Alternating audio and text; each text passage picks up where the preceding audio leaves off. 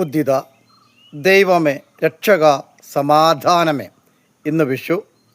എല്ലാവർക്കും ഡെയിലി വിത്ത് ഗ്രേസിൻ്റെ വിശ്വാസംസങ്ങൾ ഹൃദയത്തോട് ചേർത്ത് വെച്ചുകൊണ്ട് നേർന്നുകൊള്ളുന്നു.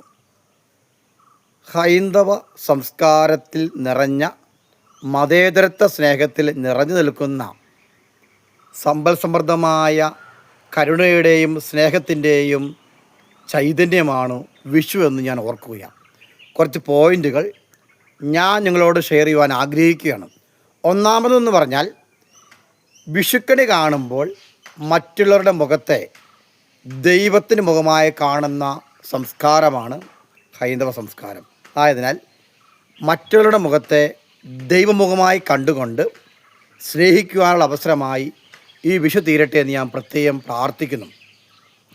മറ്റൊരു പ്രധാനപ്പെട്ട കാര്യം,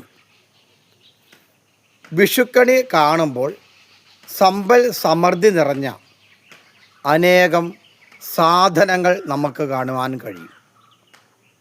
രണ്ട് തലത്തെപ്പറ്റി നാം ചിന്തിക്കേണ്ടിയിരിക്കുന്നു. ഒന്ന്, ത്വങ്മാംസ രക്താസ്തി വിന്മൂത്ര രേതസാം സമ്മേളനം പഞ്ച ഭൂതകാ നിർമ്മിതം. അതായത് ശരീരത്തിൻ്റെ എല്ലാ ഘടകങ്ങളും മണ്ണിൽ നിന്നും ഉണ്ടായതാണ്, മണ്ണിലടങ്ങിയതാണ്. അത് മണ്ണിലേക്ക് മടങ്ങും. എന്നാൽ ഈശ്വര ചൈതന്യം ലഭിക്കുന്നത് ഈ ലോകത്തെ എല്ലാ കാര്യങ്ങളും അവൻ പക്വതയോടെ സ്വീകരിച്ചു കഴിയുമ്പോൾ അവൻ സകല ആഗ്രഹങ്ങളുമില്ലാതെയായി തീർന്ന് ഈശ്വരൻ ലയിക്കുന്ന ഒരു ആത്മീയ ചൈതന്യം കൂടി അവനുണ്ട് എന്ന് വിഷു സൂചിപ്പിക്കുകയാണ്.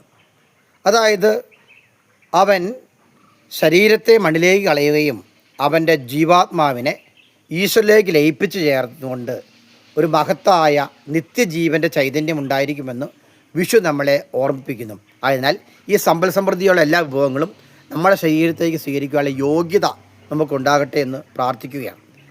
പ്രധാനമായും വിഷുവിലേക്ക് കിടക്കുമ്പോൾ എനിക്ക് പറയാനുള്ളൊരു പ്രധാനപ്പെട്ട കാര്യം, നമുക്ക് സൗന്ദര്യമോ സമ്പത്തോ ഉണ്ടാകുന്നതിനപ്പുറത്ത് ദൈവത്തോട് പ്രാർത്ഥിക്കണം. മറ്റൊരു പ്രധാനപ്പെട്ട കാര്യം, പ്രകൃതി പുരുഷയോട് ചേർന്ന് നിന്നുകൊണ്ട് ആരെങ്കിലുമൊക്കെ നമ്മുടെ ജീവൻ്റെ ചൈതന്യത്തെ മുറിച്ചും മുറിയപ്പെട്ടും കൊടുത്തുകൊണ്ട് വെളിച്ചത്തിലൂടെ മുന്നോട്ട് നയിക്കാൻ ഉണ്ടാവുക എന്നതാണ്.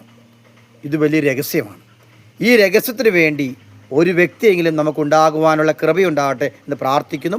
അതോടൊപ്പം തന്നെ ഇത്രയും നല്ല കാലത്തോടുകൂടി നമുക്ക് ചെയ്ത നന്മയും അനുഗ്രഹങ്ങളും ഹൃദയത്തോട് ചേർത്ത് വെച്ച് ഓർത്തുകൊണ്ട് നല്ലൊരു വിഷു ആഘോഷിക്കുവാൻ ദൈവം നിങ്ങളെ അനുഗ്രഹിക്കട്ടെ എന്ന് പ്രാർത്ഥിച്ചുകൊണ്ട് ഞാൻ നിർത്തുകയാണ്.